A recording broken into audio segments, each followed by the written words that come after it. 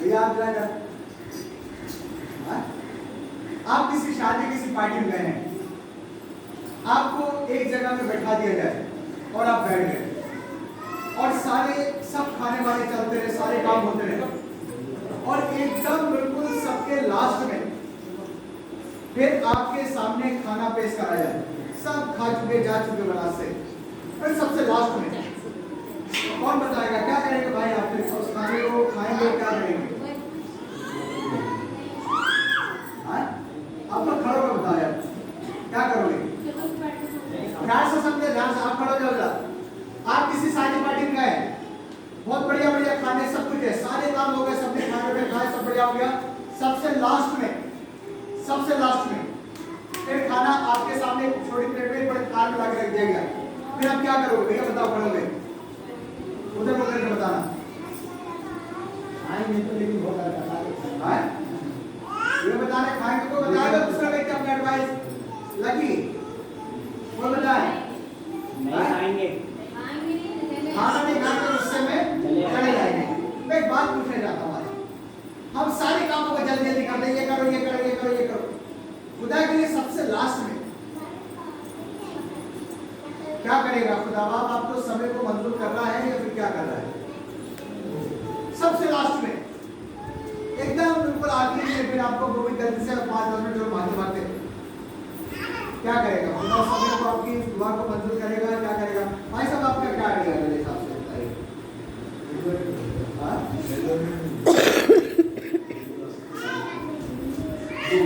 वैसे आप जब दुआ करते हो आप सोचो आपने आज दुआ करी फिर शाम को खुदा आंसर दे तुरंत दे दे। वैसे खुदा भी जब सबसे लास्ट में दिए आपको आंसर दे 5 साल के बाद 6 साल के बाद क्या होगा? हाँ 6 साल के बाद यीशु मसीह दुआ का आंसर देगा क्या होगा? हाँ लगा तब तक तो चलेगा सब। यीशु मसीह को हम जब जिंदगी में अव्वल दर्जा यदि नहीं देते तो फिर हम उससे अच्छी चीजों की कैसे उम्मीद कर सकते हैं? पढ़े मेरे साथ एक बार यशायाह की किताब निकालें, क्योंकि हम लोग लैंड डेज में हैं। यशायाह नबी की किताब निकालें और उसका 58 अध्याय, यशायाह नबी की किताब 58 अध्याय पहली लाइन से पढ़ना शुरू कर दें। वो बच्चे तेज से पढ़ें और ध्यान से सुने। 58 अध्याय का जी हाँ जी मेरी प्रजा को उसका अपराध अर्थात याकूब के घराने को उसका पाप जता दे। वे प्रतिदिन मेरे पास आते और मेरी गति ऐसे रखते हैं मानो वे धर्मी लोग हैं। जो हर दिन सुबह शाम दोपहर खुदा की इबादत करने आ रहे हैं, फिर क्या इन लोगों में कोई कमी है? बात बताइए, इन लोगों को जो प्रतिदिन मेरे पास आते हैं उन्हें पाप बताना है। अब इन लोगों ने अब सुबह शाम आके खुदा की इबादत कर रहे लोगों ने क्या पाप करा है? आगे बढ़े सुनिए क्या लिखा है। जिन्होंने अपने परमेश्वर के नियमों को नहीं टाला। अच्छे लोग हैं, धार्मिक लोग हैं, रास्तबाज लोग हैं, खुदा के खोजी हैं, खुदा के तालिब हैं, खुदा से डरने वाले हैं, खुदा का कोई नियम नहीं डालते। सुबह दुआ करना, शाम दुआ करना, चढ़ जाना। बाद में लिखा है कि एक व्यक्ति आया और कहने लगा खुदावंद तू जानता है कि मैं धनिये से लेकर पौधे तक सारी कमाई का 10वां भाग देता हूँ, हफ्ता में दुआ करता हूँ, 2 बार प्रार्थना करता हूँ, सारे काम करता हूँ, मैं बिल्कुल बहुत बढ़िया व्यक्ति हूँ, मुझ में कोई कमी की बात नहीं है, तो बहुत ज्यादा रास्ता हूँ। आगे बढ़ता में क्या हुआ? धर्म के नियम पूछते और परमेश्वर के निकट आने से प्रसन्न होते। धर्म के नियम पूछते और परमेश्वर के पास जाने से प्रसन्न होते। इसको यहीं रोके, दूसरा इतिहास निकालें, इसको बंद न करें, वापस यहीं आएंगे। दूसरा इतिहास 7 अध्याय के 13-14 पद से पढ़ना शुरू करें। ध्यान से सुना इसकी सुबह कि क्या करना मुझे अपनी जिंदगी में करना चाहिए। 13 और 14 पद ध्यान से सुने जी। यदि मैं आकाश को ध्यान से सुनना, लिखा है यदि मैं आकाश को ऐसा बंद कर दूं कि वर्षा ना हो, और आगे यदि मैं आकाश को ऐसा बंद कर दूं कि वर्षा ना हो, या टिड्डियों को देश उजाड़ने की आज्ञा दूं, या अपनी प्रजा में मरी फैलाऊं, तब यदि मेरी प्रजा ग्यारह में दूसरे लोगों का तो जिक्र दिया नहीं, 704 जाती है देश में, अपनी प्रजा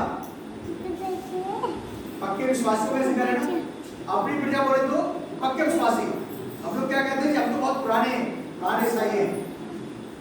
पक्की प्रजा, अपनी प्रजा में क्या करें? बलि फैलाओ। आगे बढ़े क्या हुआ? तब यदि मेरी प्रजा के लोग जो मेरे के साथ हैं, लिखा है वहां पे, फिर प्रतिदिन मेरे पास आते, मेरी गति पूरी इच्छा से रखते, जैसे बड़े धार्मिक लोग हैं जिन्होंने परमेश्वर के नियमों को नहीं टाला। अब यहाँ पे लिखा है कि उन्हें उनका पाप जताना है। आकाश को बंद करो, प्रजा बलि फैलाओ और देश उजाड़ मिट्टियों को आगे दो। आगे बढ़े क्या लिखा? सुने। जो मेरे लोग कहलाते हैं, दीन होकर प्रार्थना करें और मेरे दर्शन के 14 पद फिर से। तब यदि मेरे प्रजा लोग, तब यदि मेरी प्रजा को जो खुदा उनके कहलाते क्या करें? दीन होकर प्रार्थना दीन करें। होकर। भाई नहीं है, अम्बिलता नहीं है, सहनशीलता नहीं है, अहंकार से भरे। क्या है आखिर ऐसा? मुझे ये नहीं समझ आता। बस सोचता हूँ यदि अगर हमारे पास में 1 या 2 फोर व्हीलर गाड़ी और फिर घमंड करें तो ये तो बड़ी बेकार सी बात है मेरे हिसाब से। अगर हाँ 2-4 एरोप्लेन आपने अपने खरीदे तो थोड़ा सा घमंड करें तो फिर ठीक लगता है। क्या बोलेंगे बात में? क्योंकि आजकल लोन पे लेके भी गाड़ी है लोगों के पास में, कर्जा 700 रुपए है, फिर भी गाड़ी है, फिर कार का घमंड करना है। अगर 4-6 एरोप्लेन आपके अपने हैं और कर्जा नहीं है, कोई लोन पर नहीं है, तब तो फिर घमंड करा जा सकता है। उसमें भी यदि अगर लोन है फिर भी घमंड नहीं करा जा सकता। कल शाम को किसी का फोन आ गया, वो कह रहे थे भाई से दुआ करना, और भैया गाय के लिए कह रहा था, शादी करी थी और ढेर सा कर्जा ले रखा है। अब वो कभी भी कोई भी आ जाता है, बहू के पिताजी आओगे थे तो सुबह सुबह आके बोलने लगे, ये तो बड़ी दुख की बात है। अब जब उनके पड़ोसी से बात हुई, वो कह रहा था मिलकर घमंड का तो ऐसा रिकॉर्ड समझिए, इससे ज्यादा पनिशमेंट है नहीं सहन करते। हमारी जिंदगी, हमारा जीवन बाइबल का मुताबिक, तब यदि मेरी प्रजा लोग जो मेरे कहलाते क्या करें? दीन होकर प्रार्थना करें। और कुछ लिखा है, और सब मेरे दर्शन के खोजी होकर अपनी बुरी चाल से दर्शन के खोजी हो जाए और अपनी बुरी चाल से फिरें। हम फिरना नहीं चाहते लकी, हम फिरना नहीं चाहते। हाँ क्या कर रहे हैं अभी? बात में चलते। हाँ बात में चलते। और आप क्या कर रहे हैं? दुआ करना है। अभी आप मोबाइल पे क्या कर रहे हैं? अच्छा बाहर पढ़ रहे हैं। क्या करें प्रजा के लोग? बुरी चाल से कब कुछ होगा? पढ़ा क्या लिखा, क्या होगा? तो मैं स्वर्ग में से सुनकर इशारा 1 अध्याय पढ़िए, लिखा कितनी प्रार्थना क्यों ना कर लो, मैं तुम्हारी सुनने वाला नहीं हूँ। कितनी प्रार्थना कर लो, रात करो, सुबह करो, शाम करो, लिखा सुनने वाला नहीं है। मलाकी अगर 3 अध्याय का 16 को पढ़ा, भैया इसको बंद नहीं करना, इसको भी खोले रहना। मलाकी 3 का 16 देखना क्या लिखा है, कोई व्यक्ति पढ़े। मलाकी 3 का 16। तब यहोवा का भय मानने वालों ने आपस में बातें की और यहोवा का ध्यान धरकर उनकी ध्यान धरकर उनकी बातों को सुना था। आप इस्राएलियों के बारे में पढ़िए। इस्राएली जब मिस्र के अंदर थे, मिस्र गुलामी में थे, जब अत्याचार ज्यादा करा गया तब ये जोर से चिल्लाए। जब ये चिल्लाए चीखे, इनकी आवाज खुदा तक पहुंची, नंबर 1। नंबर 2, जब इनकी आवाज खुदा तक पहुंची, खुदा ने फिर इनकी कंडीशन को देखा, हालात। फिर नंबर 3, खुदा ने विचार करा कि मुझे क्या करना है। फिर नंबर 4, खुदा ने डिसाइड करा कि मुझे इनकी मदद करना है। नंबर 5 लिखा, मैं आसमान को छोड़कर जमीन पर आ गया हूं ताकि मिस्र की गुलामी से निकालकर उस देश में ले जाऊं जहां दूध और मधु की धारा बहती है। 5 चीजें हैं। नंबर 1, खुदा आपकी आवाज को सुनता है। नंबर 2, आप किस कंडीशन में प्रार्थना कर रहे हैं वो परमेश्वर आपकी कंडीशन को देखता है। नंबर 3, परमेश्वर विचार करता है जो प्रार्थना कर रहे हैं उसमें मदद की आवश्यकता है या नहीं। नंबर 4, उसने कहा हाँ मुझे इनकी मदद करना चाहिए। नंबर 5, मैं आसमान को छोड़ के जमीन पर आ गया ताकि वहां ले जाओ जहां दूध और मधु की धारा बहती है। मुझे ऐसा नहीं लगता कि खुदा किसी भी व्यक्ति से जो खुदा के साथ आ रहा है ये चाहता हूं कि ये व्यक्ति दुखी रहे। मेरे अपने अनुभव से ऐसा नहीं लगता। बात बता रही है फिर भी हम लगातार दुखों में, मुश्किलों में, परेशानी में हैं। इसके पीछे कारण क्या है? लिखा प्रार्थना करो मैं तुम्हारी नहीं सुनूंगा, यहाँ पे लिखा प्रार्थना करो तो मैं तुम्हारी तुरंत सुन लूंगा। करना क्या, कारण क्या है? मेरी प्रजा के लोग आगे बढ़े, इतिहास में वापस आए, इतिहास में आए वापस, क्या लिखा है पढ़े। तो मैं स्वर्ग में से सुनकर उनका पाप, अभी आपके सामने पढ़ा, जब लोग प्रार्थना करते हैं खुदा क्या करता, सुनता है। तब मैं स्वर्ग में से सुनकर पाप को क्षमा कर दूंगा। जीवन माता पाप क्या किसी तरह का हो? नंबर 1 पाप, फिर आती है बीमारी, फिर आती है गरीबी, फिर होता है लड़ाई झगड़ा, और फिर घर परिवार करना खत्म। 5 चीजें प्रॉब्लम यहाँ से शुरू होती है। पाप जहाँ छोटा है, 4 पाप बड़ा है। पाप तो पाप है, यहाँ से परेशानी शुरू होती है। पाप, बीमारी, फिर गरीबी, फिर लड़ाई झगड़ा, फिर खानदान खत्म। तब मैं स्वर्ग में सुनकर के पाप क्षमा कर दूंगा। और लिखा सुने, और उनके देश को सही ट्रांसलेट है, और उनके घर को, और उनके परिवार को, और उनके खानदान को। जो तमिल और जो हिब्रू का, पुराने हिब्रू का ट्रांसलेट है, वह उनका घर, खानदान, उनके घर परिवार खानदान, उनके बच्चे, सारी चीजों को लिखा है जिनका दिल कट होगा। कब होगा ऐसा? हम अपनी बुरी चाल से फिर नहीं। कौन व्यक्ति कितना सही कितना गलत है इसके बारे में मैं सोचता हूँ दूसरा व्यक्ति निर्णय नहीं ले सकता। ये सिर्फ निर्णय खुदाबाप ले सकता है, या फिर व्यक्ति स्वयं जान सकता है। वापस आए यशाया में सुने, जहाँ यशाया पढ़े तो वहीं से पढ़े, सुने क्या हुआ है। वे कहते हैं जी, क्या कारण है कि हमने तो उपवास रखा। अब सुने, वो कहते हैं क्या कारण है, हमने तो उपवास रखा। क्योंकि आजकल उपवास के दिन है, उपवास के बारे में जानना बड़ा जरूरी है। उपवास रखा, लेकिन आगे बढ़े क्या हुआ? परंतु नहीं कि हमने अपने आप साइड बेटे फिर से पढ़े। वो कहते हैं क्या कारण है, हमने उपवास रखा। परंतु तूने इसकी सुधि नहीं ली। हाँ। हमने दुख उठाया, परंतु वे कहते हैं क्या कारण है, रीजन, कारण, परेशानी। हमने उपवास रखा, दुख उठाया, खाना नहीं खाया, पानी नहीं पिया, और बड़े परेशान रहे।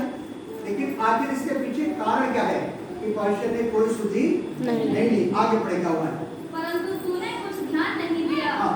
सुनो, उपवास के दिन हम अपनी ही इच्छा आप ध्यान से सुने, लिखा है उपवास के दिन अपनी इच्छा पूरी करते हो, अपनी इच्छा। और आगे लिखा है, और अपने सेवकों से कठिन कामों को कराते हो। और आगे, सुनो, तुम्हारे उपवास का फल, तुम्हारे उपवास का फल सुनने क्या होता है? हाँ, कि तुम आपस में लड़ते और झगड़ते। मुझे याद आ रहा है, मेरे साथ ट्रेनिंग में लड़का था, तो वो बड़ा उपवास करता था, और जहां किसी से हुई, अगर वो किचन में, तो किचन के बर्तन फेंकना शुरू कर देता था। अगर वो बैठा क्लास में, किसी ने कुछ कह दी, किताब फेंकना शुरू कर देनी उसे। रोड के ऊपर आवत अमेरिका से 7.5 फीट के, और 1 कुंटल 60 किलो वजन। उन्होंने उसको बुलाया, बोले बेटे अरे तुम यार बड़े खतरनाक आदमी, तुम क्या करोगे आगे जीवन में? तब उन्होंने ये पूरा चैप्टर से पढ़ाया। कह रहा सर ये तो सब ठीक है, मैं क्या कर सकता हूँ? अरे आप हाथ से फेंकते हो, हाथ को क्या नहीं कर सकते? हाथ से बर्तन फेंक रहे हो, किताब फेंक रहे हो, उसे रोको, क्या नहीं कर सकते? बात बता रही है, वो कहते हैं क्या कारण। आगे बढ़े, पिछोड़ी का सुने, और दुष्टता से घूंसे मारते हो। और आगे, जैसा उपवास तुम आजकल रखते हो, उससे तुम्हारी प्रार्थना ऊपर सुनाई नहीं दे रही। मत्ती में लिखा, घर में जा, दरवाजा बंद कर, प्रार्थना कर, जो खुदा देख रहा है मुफ्त में, वो तेरी प्रार्थना को सुनेगा और तुझे क्या करेगा, एक अच्छा रिजल्ट। अब यहाँ पे लिखा है कि उससे तुम्हारी प्रार्थना ऊपर सुनाई नहीं दी। क्या मतलब? दरवाजा बहुत टाइट बंद हो गया, हवा बिल्कुल बाहर नहीं निकल पाई, आवाज बाहर नहीं निकल पाई। दानियल दुआ करता है, और दानियल की दुआ का 40 दिन तक कोई आंसर नहीं है। फिर 41वें दिन जिब्राइल फरिश्ता उसकी प्रार्थना का आंसर लेकर आता है। लिखा मुझसे प्रार्थना कर और मैं तेरी सुन लूंगा। यहाँ पर लिखा कितनी प्रार्थना करो मैं क्या सुनूंगा, इससे तुम्हारी प्रार्थना ऊपर सुनाई नहीं दे रही। कारण क्या है? बड़ी परेशानी हिंदी में कहते हैं दुख में सुमरन सब करे और सुख में करे ना कोई। दुख में सुमरन सब करे, सुख में करे ना कोई, और जब सुख में सुमरन करे तो दुख का ही कोई। एक हिंदी की बात और समझिए।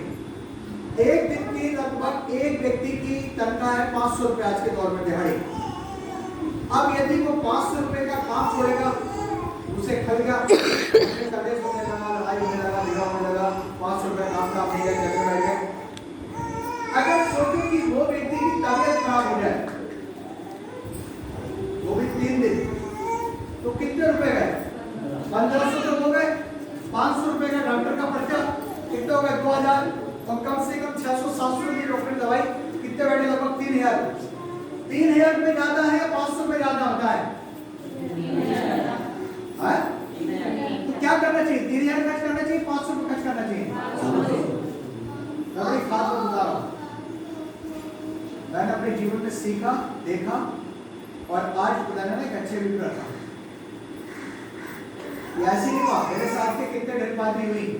मैंने जब से ना खुदा को जिंदगी में अपना दर्जा देना शुरू कर दिया, तब से खुदा ने ना ऊपर उठाना शुरू कर दिया। आप जब खुदा को इज्जत देते हैं ना, खुदा फिर आपको इज्जत देता है। पैसा, एक और बात बता रहा हूं, पैसा कमाने के लिए भी बुद्धि चाहिए, पैसा रखने के लिए भी बुद्धि चाहिए। और ये बुद्धि कहां से मिलती है? अब जो भैंस जड़े आप बाहर जाने, आप बाहर ढूंढते फिर लो, फिर कैसे काम चलेगा? सबसे अव्वल दर्जा आप एक मुसलमान को ले लो। क्यों बादल साहब, एक मुसलमान को ले लो, वो भी दिहाड़ी करता है, वो जुमे की नमाज से पहले अपना जैसे टाइम हुआ भैया काम छोड़ा और सीधे आके नमाज पढ़ेगा, चाहे तनख्वाह मिले ना मिले। पर अमूमन मुसलमान को देखो, जुम्मा की छुट्टी हुई मैंने, जुम्मा में छुट्टी कर दी। हम लोग क्यों नहीं कर पाते त्योहार को छुट्टी? क्या परेशानी है? हम अपने नियम ही नहीं बदलना चाहते। तो कहते हैं जी देखो जी खुदा नमाज नहीं करेगा, हम तो सब ऐसे करेंगे। बड़े परेशान जी, क्या होता है तो क्या फायदा हुआ करके नहीं होता ही नहीं। अरे क्यों नहीं होगा भाई? आप नियम तो करो। आप बाहर ढूंढ रहे हो दुनिया में, खुदा का कलाम बता रहा हूं, घर में बरकत देता है, बाहर नहीं बरकत देता, घर में बरकत देता है। कब ऐसा होगा? जब आप खुदा के पास आए, खुदा की बेटी पा रहे हैं, जब खुदा को आप इज्जत दे रहे हैं। अगर खुदा खाना खाने के लिए ताकत देता है, खाना बना के आपके सामने रख दिया, कुछ ऐसा हो जाए आप खाना नहीं खा पाए, वही खुदा कुछ ऐसा करेगा, वही खाना आराम से पेट में बैठ के खाए। आगे बढ़े, कुछ और लिखा है इसमें, जिस उपवास से मैं प्रसन्न होता हूं, जिस उपवास से मैं प्रसन्न होता हूं, क्या है? अर्थात जिसमें मनुष्य क्या करे? दीन कर दे, स्वयं को दीन कर दे। कैसे होगा ऐसा? जिस उपवास से मैं प्रसन्न हूं। हम करना नहीं चाहते। हर एक आदमी चाहता भैया वो आए, अपने कुर्सी के सामने रख लो, लोग आई था भाई ले जाइए। क्या भी नहीं, आप बैठ भी गए, क्या फायदा हुआ? अगर आप नीचे बैठ गए तो खुदा तो देख रहा है। लिखा जिस उपवास से मैं प्रसन्न होता हूं, अर्थात जिसमें मनुष्य स्वयं को क्या करे? दीन करे। क्या लिखा है? क्या तुम इस प्रकार और उपवास के बारे में ज्यादा डीप बताऊंगा तो नींद उड़ जाएगी, तब आगे नहीं बताऊंगा। जितने दिन का आप खाना नहीं खा रहे हैं, एक और ऐसी बात, आप उतने दिन का काउंट करके रखें। एक दिन का खाना आपका 15 रुपए का है,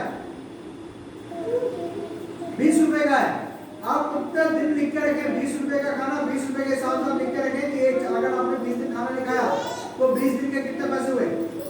उतने पैसे आपको, क्योंकि आप चर्च से जुड़े हैं, खुदा से जुड़े, तो वो पैसे आपको खुदा की खिदमत करने देना है। या फिर वो पैसे का आप ऐसे उन अनाथों को, उन बेसहारा लोगों को जिन्हें रोटी, उन्हें जाकर उस पैसे का खाना खिलाना है। जो रेलवे स्टेशन भिखारी बैठे हैं, वो नहीं बैठे हैं, भाई साहब गलत तो नहीं कह रहा। उपवास, फास्ट, क्योंकि ये बड़ा लंबा विषय है, इसमें बाद में प्रचार कर सकते मौका मिलेगा। आज मैं विषय दीन। क्या तुम इस प्रकार अपने आप को करते हो? हम तो करते हैं। हमारी सुपर पावर इतनी ज्यादा है कि अमेजिंग नहीं लगा सकते, उसका सोच भी नहीं सकते कि वो क्यों है। मतलब खुदा को तो मुझे ऐसा लगता है कई बार देख के खुदा को एकदम किनारे बैठे साहब आप बैठो और हम सारा काम कर रहे हैं। हाँ? खुदा इज्जत देने वाला। पढ़े याकूब की पत्री 4 अध्याय का 10 पद, सुने ध्यान से। दीन, मैं इससे आज का दीन। प्रभु चाहता है कि हम प्रभु के सामने दीन बन जाए, हम्बल बन जाए, नम्र बन जाए। दीन, जिस उपवास से मैं प्रसन्न होता हूँ, परमेश्वर कह रहा है जिससे मैं प्रसन्न होता हूँ, वो है अपने आप को परमेश्वर के सामने दीन करना, दीन बनाना। याकूब 4 का 10, सुने ध्यान से। 10 प्रभु के सामने दीन बनो तो वो तुम्हें शिरोमणि हर एक व्यक्ति बनना चाहता है। शिरोमणि बोले तो एक आदर का पद, इज्जत का पद, लेकिन हम दीन नहीं बनना चाहते, हम हम्बल नहीं बनना चाहते, अपने आप को छोटा नहीं करना चाहते। जब आप प्रभु के सामने अपने आप को दीन कर रहे हैं, तब वो परमेश्वर क्या कर रहा है? शिरोमणि व्यवस्था विवरण की किताब और उसका 28 अध्याय का 12 को पढ़ेंगे। इसको यही रोके आपको, तो व्यवस्था विवरण की किताब 28 अध्याय का 12 को पढ़ेगा। उसमें ध्यान से क्या लिखा है? यहोवा के लिए, यहोवा तेरे लिए आकाश रूपी 13 पद और यहोवा तुझको पूछ नहीं किंतु फिर भी ठहराएगा। क्या करेगा? और यहोवा तुझे पूछ नहीं किंतु सिर खड़ाएगा। और तू नीचे नहीं, परंतु ऊपर ऊपर ही बैठने पाएगा। कब होगा ऐसा? नीचे नहीं, खुदा क्या कह रहा? ऊपर। कब? जब आप अपने को दीन, एक बड़ा प्रैक्टिकल बता रहा हूँ। हम लोग विश्व मंडल की बड़ी कन्वेंशन में थे, हम लोग जो यहाँ पब्लिक बैठे थे, आराम से जाके बैठ गए, सब पादरी आगे जाके बैठ रहे, हम नहीं बैठे हुए थे। तो लीड कर रहे, उन्होंने यूं कर नजर मारी, तो उन्होंने सामने से स्टेज पे से 2 पादरी बोले ऐसा आ रही भेजा होता नहीं, 2 पादरी उठा के स्टेज से नीचे भेजा। हमें कौन सी बात ज्यादा अच्छी लगी? जो स्टेज पे जाके बैठे थे वो नीचे आ गए, ये ज्यादा अच्छी थी, या जो नीचे बैठे ऊपर चले गए जाके बैठे वो ज्यादा अच्छी थी लगी? हाँ? कौन सी बात अच्छी लगी? हाँ? इसको बाबू ने उसने एक बात पूछी, जब आप बैठते हो ना, आपका ध्यान थोड़ा, हाँ? बाबू कहा था कैसे होना चाहिए? जो नीचे से ऊपर आया वो ज्यादा अच्छा था, कि ऊपर से नीचे आया वो ज्यादा अच्छा था? क्या करना है? खुदा के सामने जब आप दीन बनेंगे तो खुदा क्या करेगा? ऊपर बैठाएगा। तुम नहीं खड़ाने वाला है, वो फिर सिर खड़ाएगा। होगा कब? जब आप अपने को प्रभु के सामने दीन। ये है उपवास। उपवास का जो मेन लक्ष्य है वो भूख हड़ताल नहीं है, आपने खाना नहीं खाया, पानी नहीं पिया तो भूख हड़ताल नहीं है। उपवास का मतलब इन दिनों में उस प्रभु यीशु मसीह के प्यार को जानना, उस प्रभु यीशु मसीह को अपने दिमाग में रखना। प्रभु यीशु मसीह कैसे 40 दिन बिल्कुल निराहार रहे और किस तरह से प्रभु यीशु मसीह ने कलवरी क्रूस पर अपना कीमती खून बहा दिया, किस तरह से प्रभु यीशु मसीह हमारे लिए उसके मुंह पर थूका गया, कुछ नहीं बोला, गाड़ी में चढ़ गई, कुछ नहीं बोला। ये सारी चीजें किसके लिए? प्रभु यीशु मसीह के इसलिए ताकि मैं और आप उसके नक्शे कदम पर चले। हम क्या कर रहे हैं? लिखा जिस उपवास से मैं प्रसन्न होता हूं वो अपने आप को डील करें। जब प्रभु को आप आदर देंगे, खुदा को नीचे नहीं ऊपर बढ़ाएगा। और फिर लिखा क्या लिखा सुने, वापस आ जाए यशायाह में और उसके बाद आगे पढ़ें। फिलिप्पियों की किताब निकालें, फिलिप्पियों इशारा होगा, फिलिप्पियों की किताब सुने ध्यान से, फिलिप्पियों की किताब, फिलिप्पियों इफिसियों के बाद फिलिप्पियों की किताब 2 अध्याय और उसके 8 सुने ध्यान से। आदि में वचन था, वचन परमेश्वर था, वचन परमेश्वर के साथ था। खुदा ने कहा जमीन और आसमान जो कुछ भी है सब कुछ प्रभु यीशु मसीह परमेश्वर बोलते गए, सब कुछ होता चला गया। आगे बढ़े क्या हुआ? और मनुष्य के रूप में प्रकट होकर अपने आप को दीन किया। क्या कर दिया? अपने आप को दीन।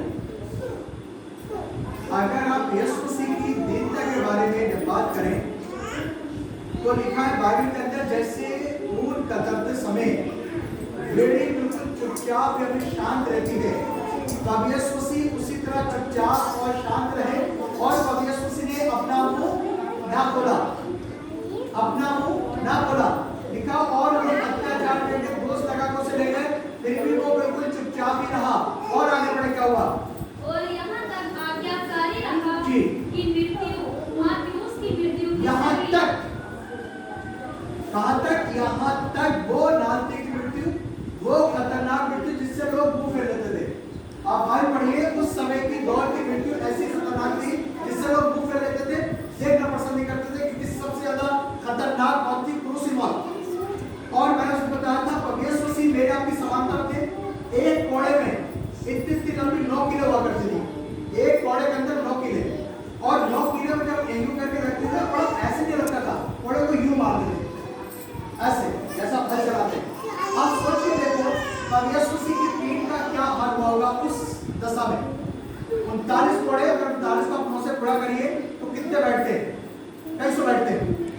उतनी पवित्र यीशु मसीह की पीठ को यूं जख्मी कर दी, और जख्मी होने के बावजूद भी बात बता रही पवित्र यीशु मसीह ने अपना मुंह ना खोला। यहाँ तक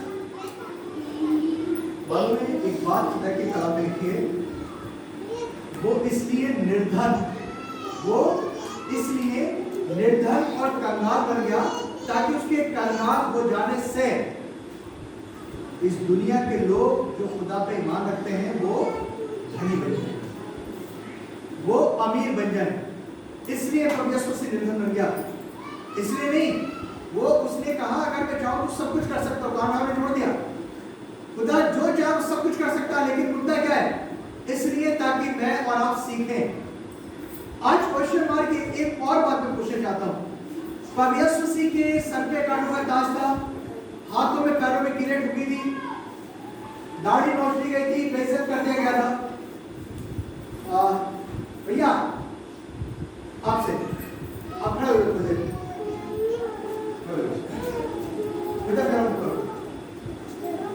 और आप मेरे तक भी देखते रहो। आप ये बताओ, ये सब कुछ तो ठीक था, पवित्र यीशु मसीह के आखिर भला यही क्यों मारा गया दिल पे?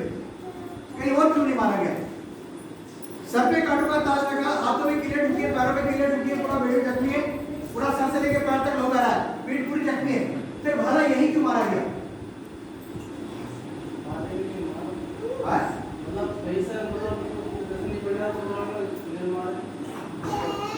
एक बड़ा रहस्य है, बैठो। पौलुस कह रहा है अपने अपने दिल का खतना करो और आगे को हटीले ना रहो। दिल का खतना, हटीलापन। पवित्र यीशु मसीह के यहाँ भाला मारने का कारण हम कभी ना समझते हैं। जिंदगी में जब यीशु मसीह आ जाए तब दिल बदल जाए, जिंदगी बदल जाए। शाऊल कह रहा है उस दिन मेरा दिल बदल गया जब यीशु मसीह ने मुझसे पूछा, हे शाऊल तुम मुझे क्यों सता रहा है? उस दिन दिल बदल गया। हमारा क्या सच में दिल बदला है?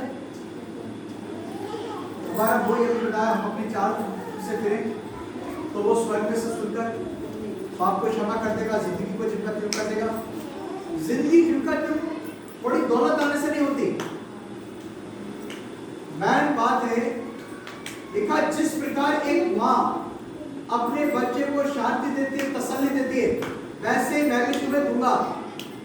अधिकतर महिलाएं माएं बैठी हैं, बच्चा रोता रहे, माँ आराम से सोती रहे, माता जी क्या करेंगी? करेंगी कभी ऐसा? बच्चा रोता रहे, माँ सोती रहे, चिल्ला पड़ेगी माँ, रात में भागो डॉक्टर पास में। ये है पवित्र यीशु मसीह। आपके दुख से पवित्र यीशु मसीह खुशी नहीं है। फिर आखिर कारण क्या है? कभी हमने सोचा भाई परेशानी कहाँ है, क्या कारण है हमारी जिंदगी में, हमारे जीवन में? बाइबल बता रही है जिस तरह एक माँ अपने बच्चे को तसल्ली देती है, शांति देती है, मैं तुम्हें दूंगा। हम लोग जहाँ पढ़े थे, पढ़ा आगे क्या लिखा है? जहाँ पढ़े थे नहीं, यशायाह में नहीं, फिलिप्पियों में। फिलिप्पियों पढ़ा थे, फिलिप्पियों सुने ध्यान से। 8 पर और मनुष्य के रूप में प्रकट होकर जी अपने आप को दीन किया हाँ। और यहाँ तक आज्ञाकारी रहा। इब्रानियों की किताब पढ़िए, लिखा है और उसने पुत्र होने पर भी दुख उठा उठा कर आज्ञा मानना सीखा। पादरी साहब ने टेढ़ा पर्चा रखा, छोड़ो यार, एक तरीका है। पादरी साहब टेढ़ा प्रचार नहीं करा, बाइबल में तो वही प्रचार करा। तो आपको लग गया क्योंकि बाइबल बता रही है कि बाइबल एक आईना है। जब बाइबल प्रचार करी जाती है तब हमें दिखाई देता है यार हम लोग गलत है, ये कुछ हारी हो गई, ये कुछ टेढ़ी हो गई, यार ये तो बड़ा गड़बड़ हो गया। क्यों भाई? हाँ, अरे यार बाइबल क्या कह रही है? यहां तक दुख उठाकर आज्ञा मानना सीखा और अपने सब आज्ञा मानने वालों के लिए सदा काल के लिखा है, चैन, अमन, शांति और उद्धार का कारण बन गया। और आगे बढ़े, फिर क्या लिखा है सुने ध्यान से, और आगे। इस कारण परमेश्वर ने उसको अति महान किया। ठीक, इस कारण समझ लीजिए, रहस्य समझ लीजिए। इस कारण जब आप खुदा को जिंदगी में अव्वल दर्जा दे रहे हैं, क्योंकि मैंने पूरी बात बताई कि जब आप प्रार्थना करते हैं खुदा आपकी प्रार्थना सुनता है, वो आपकी कंडीशन देखता है, आपके हालात देखता है, प्लस वो विचार करता है क्या करना है। फिर डिसाइड की मदद की आवश्यकता तो वो मदद करेगा, नहीं है तो नहीं करेगा। फिर आसमान से जमीन पे इसलिए आ गया ताकि वहां ले जाए जहां दूध और मधु की धारा बहती है। इस कारण प्रभु के सामने ठीक बनो तो वो तुम्हें शिरोमणि बनाएगा। जिस उपवास से मैं प्रसन्न होता हूं, अर्थात वो जिसमें मनुष्य स्वयं को क्या करे, डील करे। क्या हम अपने आप को डील करना चाहते हैं? मैं बाइबल में यीशु मसीह के बारे में पढ़ा था, जब वो दो डाकू और वो एक डाकू कह रहा है क्या तुम खुदा से नहीं डरता? अब यीशु मसीह ने वहां भी कुछ नहीं बोला। अब यीशु मसीह की जब पूरी आप उसी कथा पढ़िए जहां प्रभु यीशु मसीह को पेश करा गया, तब यीशु मसीह ने कहीं कुछ नहीं बोला। और में सारा अत्याचार, सारे दुखों को प्रभु यीशु मसीह ने सह लिया। और बात, चोरी मेरे और आपके हाथों ने करी, कीलें किसके ठोकी गई? प्रभु यीशु मसीह के हाथों में। पैर गलत मार्ग पे मेरे और आपके बढ़े, कीलें किसके ठोकी? प्रभु यीशु मसीह के। दिमाग में गलत सोच मेरे और आपके थी, सर पे कांटे में ताज किसके रखा गया? प्रभु यीशु मसीह के। मुंह से गलत शब्द किसके निकले? मेरे आपके मुंह से। तमाचे मारे गए, थूका गया किसके मुंह पे? प्रभु यीशु मसीह के। क्या किस लिए? ताकि हम अपनी जिंदगी में कुछ परिवर्तन